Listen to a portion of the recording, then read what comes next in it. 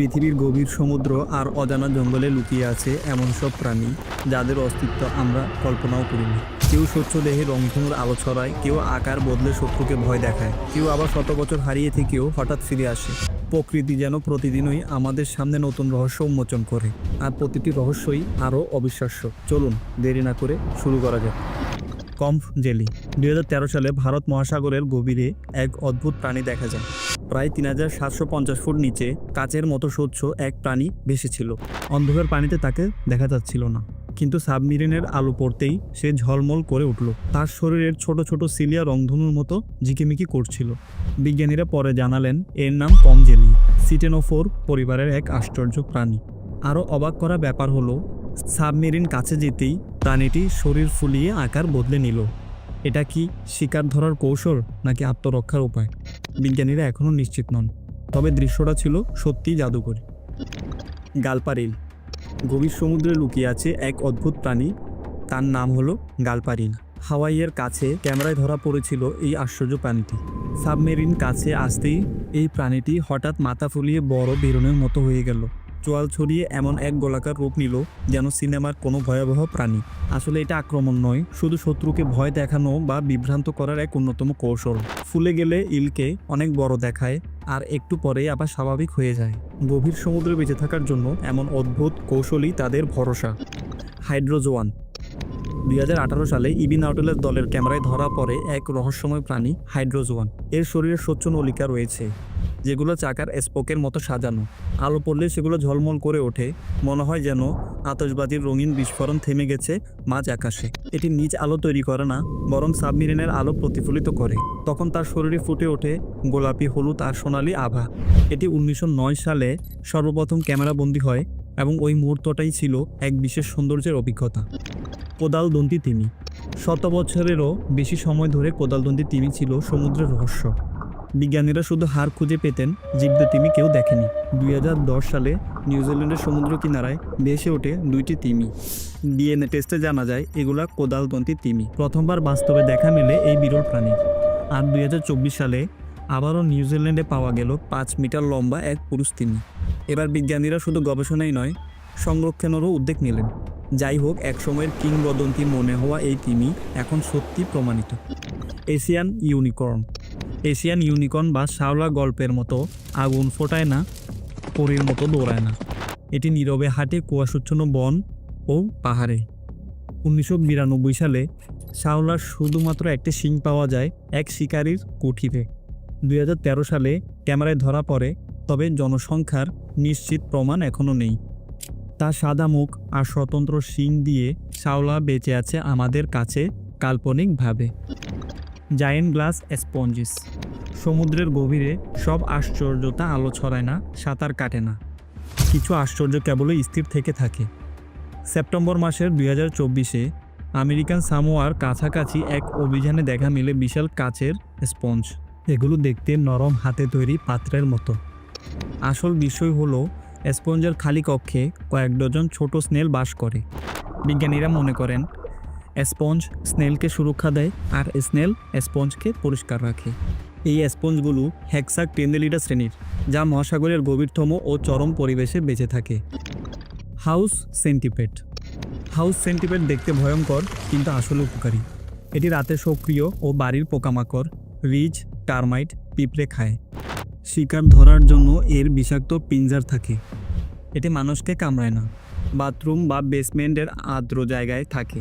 তাই পরের বার মেঝে দিয়ে দ্রুত চলে গেলে মারার আগে একটু ভাবুন, আপনি বাড়ির কার্যকর পোকামাকড়কে মারছেন না তো। সাইফোনোফোর। সাইফোনোফোর দেখতে বড় বেলুনের মতো। এটি হাওয়ায় ভাসে। অনেকে এটিকে জেলিফিশ ভাবে, কিন্তু এটি অনেকগুলো ইউনিটের মিলিত জীব, এক ধরনের জীবন্ত মেশিন। এর উপরের অংশ দেখতে ভাসমান থলির মতো, এবং নিচে রয়েছে 100 ফুট দীর্ঘ টেন্টাকল, যা বিষাক্ত সূচ দিয়ে মাছকে প্যারালাইজ করে এবং মানুষের জন্যও বিপজ্জনক। একবার কামড় দিলে জ্বালা ও ফুসকুড়ি হতে পারে, বিরল ক্ষেত্রে মারাত্মক। মৃত সত্ত্বেও টেন্টাকল অনেক বিষাক্ত থাকে, ফলে সমুদ্রের তীরে এদের দেখা মিললে কিছুদিনের জন্য ওই তীরবর্তী এলাকাকে বন্ধ ঘোষণা করা হয়।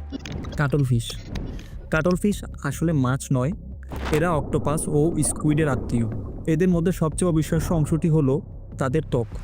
বিশেষ কোষের মাধ্যমে তারা রং, প্যাটার্ন, এমনকি স্পর্শ মুহূর্তেও বদলাতে পারে। এটা ব্যবহার করে লুকাতে, শিকার ধরতে বা শিকারকে বিভ্রান্ত করতে পারে। কিছু পুরুষ কাটলফিশ মেয়েদের মতো ভানও করে প্রতিদ্বন্দ্বী ফাঁকি দিতে। তাদের বুদ্ধিমত্তা অত্যন্ত উন্নত, গণনা করতে পারে এবং সংকেত দিয়ে যোগাযোগও করতে পারে। মহাসাগরের নীরব দাবার খেলায় কাটলফিশ সবসময় 3 ধাপ এগিয়ে থাকে। নাইট প্যারট একসময় প্রায় বিলুপ্ত মনে করা হয়েছিল। অস্ট্রেলিয়ার নিশাচর এই তোতা শেষবার দেখা যায় 1910-এর দশকে। 2013 সালে মৃত একটি নমুনা পাওয়া যায় যা 100 বছরের রহস্য খুলে দেয়। তারপর 2017 সালে প্রথম জীবন্ত দেখা মেলে। এরপর 2020 থেকে 2023 সালের মধ্যে প্রায় 50টি নাইট প্যারট গ্রেট স্যান্ডি মরুভূমিতে পাওয়া যায়। এরা দিনে বিশ্রাম নেয়, রাতে খাবার খুঁজে বের করে। উমুরা তিমি প্রথম বর্ণনা হয় 2003 সালে, কিন্তু ঘনিষ্ঠ আত্মীয় পিগমি ব্রাইডের তিমির সঙ্গে সহজেই মিশে যাওয়ায় বহু বছর অচেনা থেকে গিয়েছিল। লম্বাটে, পাতলা শরীর আর অসামঞ্জস্য রঙের জন্য একে দেখা খুবই বিরল। কিন্তু 2023 সালে ইন্দোনেশিয়ার রাজা আম্পাট ও থাইল্যান্ডের ফুকিট উপকূলে এক ড্রোন ভিডিওতে ধরা পড়ল 2 ওমুরা তিমি সাঁতার কাটছে, যার মধ্যে একজন সম্পূর্ণ সাদা। অদ্ভুত বক্স জেলিফিশ। 1997 সালে কুইন্সল্যান্ড, অস্ট্রেলিয়ার কাছ থেকে প্রথম দেখা এই বক্স জেলিফিশটা এমন এক প্রজাতি যা আগের বিজ্ঞানীরা ভালো করে অধ্যয়ন করতে পারেনি, কারণ মূল নমুনা নষ্ট হয়ে গিয়েছিল। বছরের পর বছর শুধুমাত্র সংক্ষিপ্ত ভিডিও আর নামের উপর নির্ভর করছিল। কিন্তু 2022 সালে পাপুয়া নিউ গিনির কাছে কালো দাগ আর দীর্ঘ টেন্টাকল বিশিষ্ট আরেকটি জেলিফিশের ভিডিও ধরা পড়ে। জাবান গন্ডার পৃথিবীর সবচেয়ে বিরল বড় স্তন্যপায়ী একটি প্রাণী। এগুলো এখন শুধু ইন্দোনেশিয়ার উজুং কুলন ন্যাশনাল পার্কে পাওয়া যায়। এই প্রাণীটির মোট সংখ্যা প্রায় 76টি। না কোনো বন্দি জনসংখ্যা, না কোনো বিকল্প পরিকল্পনা। হারালে চিরতরে হারাবে। 2023 সালে জানা যায় 2018 থেকে অন্তত 26টি গন্ডার শিকার হয়ে গেছে। এই শিকারে প্রায় 1/3 মারা যায় মাত্র 6 বছরে। জাবান গন্ডার একাকী, চতুর এবং গভীর বনে লুকানো থাকে। সংরক্ষণ কর্মীরা ক্যামেরা, ড্রোন আর সেন্সর দিয়ে প্রত্যেকটাকে নজরদারি করছে যাতে এই বিরল প্রজাতি বেঁচে থাকে। Iberian links. 2000 সালের শুরুতে ইবেরিয়ান লিংস প্রায় বিলুপ্ত পর্যায়ে ছিল। স্পেন ও পর্তুগালে 100-এরও কম বেঁচে ছিল। কারণ ছিল বন ধ্বংস, গাড়ি দুর্ঘটনা আর খরগোশের হঠাৎ পতন। সংরক্ষণ কর্মীরা বন পুনরুদ্ধার, বন্দি প্রজনন ও মুক্ত প্রকৃতিতে মুক্তি দিলেন। আজ 2024 সালে ইবেরিয়ান লিংসের সংখ্যা 2000-এর বেশি। এটি শুধু ফিরে আসা নয়, এটি বিশ্বব্যাপী সংরক্ষণ কর্মের এক উজ্জ্বল সফলতা। আইআইএ মাদাগাস্কারের রহস্যময় অদ্ভুত।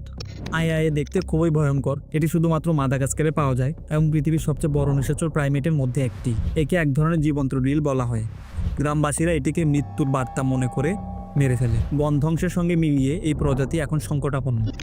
পিগমি হক পৃথিবীর সবচেয়ে ছোট বন্য শূকর, প্রায় 10 ইঞ্চি লম্বা। 1960 সালে বিলুপ্ত মনে হলেও 1971 সালে আসামে ছোট একটি গ্রুপ আবিষ্কৃত হয়। 1995 সালে শুরু হয় সংরক্ষণ প্রোগ্রাম। বন্দি প্রজননের মাধ্যমে এগুলোকে সুরক্ষিত ঘাসভূমিতে পুনঃপ্রবর্তন করা হয়। এরা ঘাস দিয়ে বাসা তৈরি করে, সন্তানের যত্ন নেয়, কীটপতঙ্গ খায়। সংরক্ষণ কর্মীরা আশা করেন যথেষ্ট যত্ন ও সময় পেলে এই ছোট প্রাণী শেষ পর্যন্ত বেঁচে থাকবে। র্যালিস কিউই উড়ে না, গানও গায় না আর প্রায় বিলুপ্তির মুখে ছিল। নিউজিল্যান্ডের সাউথ আইল্যান্ডে বাস করে এটি সবচেয়ে বিরল কিউই। 1994 সালে আলাদা প্রজাতি হিসেবে স্বীকৃতি পাওয়ার পর 90-এর দশকের শেষের দিকে সংখ্যা ছিল মাত্র 170-এর নিচে। কারণ ছিল শিকারী প্রাণী ও সংকীর্ণ আবাসস্থল। তারপর শুরু হয় অপারেশন নেস্ট এগ। সংরক্ষণকারীরা ডিম সংগ্রহ করে নিরাপদ স্থানে বড় করে বনে ছেড়ে দেয়। ধীরে ধীরে সংখ্যা বাড়তে থাকে। 2019 সালে এদের সংখ্যা 600 অতিক্রম করে এবং IUCN তাদের অবস্থা ঝুঁকিপূর্ণ হিসেবে ঘোষণা করে। ক্রস রিভার গরিলা পৃথিবীর সবচেয়ে বিরল বড় বানর। নাইজেরিয়া ও ক্যামেরুনের পাহাড়ি এলাকায় বাস করে। এদের সংখ্যা মাত্র 300-এর নিচে। দশকের পর দশক তারা শুধু দূর থেকে স্পষ্ট ভিডিওতে দেখা যেত। কিন্তু 2024 সালে নাইজেরিয়ার আথি মাউন্টেনে প্রথমবারের মতো ক্যামেরায় স্পষ্ট ধরা পড়ল। এরা পশ্চিমা গরিলার চেয়ে ছোট, খুলি ও দাঁতের গঠন আলাদা। এদের সবচেয়ে বড় হুমকি হলো মানুষ। এছাড়া কাঠ কাটা, কৃষিকাজ ও শিকারের কারণে তাদের বাসস্থান হুমকির মুখে। মোহনচূড়া। 2025 সালে এপ্রিল মাসে আয়ারল্যান্ডে একটি অদ্ভুত ঘটনা ঘটল। পাখি দেখে মানুষজন দেখতে পেল মোহনচূড়া। লম্বাটে বাঁকানো ঠোঁট এবং পালকে ক্রাউন আছে। এরা সাধারণত আফ্রিকার সাহারা দক্ষিণে দেখা যায়, কিন্তু এবার প্রায় 80টি মোহনচূড়া আয়ারল্যান্ড জুড়ে ছড়িয়ে পড়ল। এর কারণ সাহারা বাতাস আর উষ্ণ সমুদ্র স্রোত, এতে তাদের স্বাভাবিক পথ থেকে অনেক দূরে ঠেলে দিয়েছে। দাগি বাঘবিড়াল।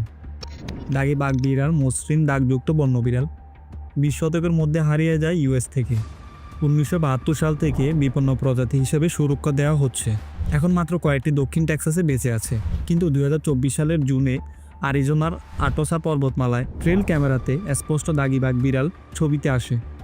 জীববিজ্ঞানীরা মনে করছেন এটি হয়তো উত্তর সোনোরা, মেক্সিকো থেকে এসেছে। এটি একাকী অভিযাত্রী হতে পারে অথবা পুনরুত্থানের সূচনা।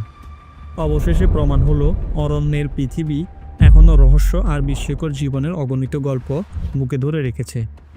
দেখলে তো সমুদ্র আর পৃথিবীর বুকে কত অদ্ভুত প্রাণী এখনও লুকিয়ে আছে। কেউ আলো ছড়ায়, কেউ আকার বদলায়, কেউ আবার শত বছর হারিয়ে থেকেও ফিরে আসে। কিন্তু প্রশ্ন হলো, কোন প্রাণীর গল্পটা তোমার কাছে সবচেয়ে রহস্যময় লাগবে? আরও অজানা বিষয় জানতে চাইলে সাথেই থেকো আমাদের পরের ভিডিওতে। আর ভিডিওটি কেমন লেগেছে কমেন্টে জানাতে ভুলবে না কিন্তু।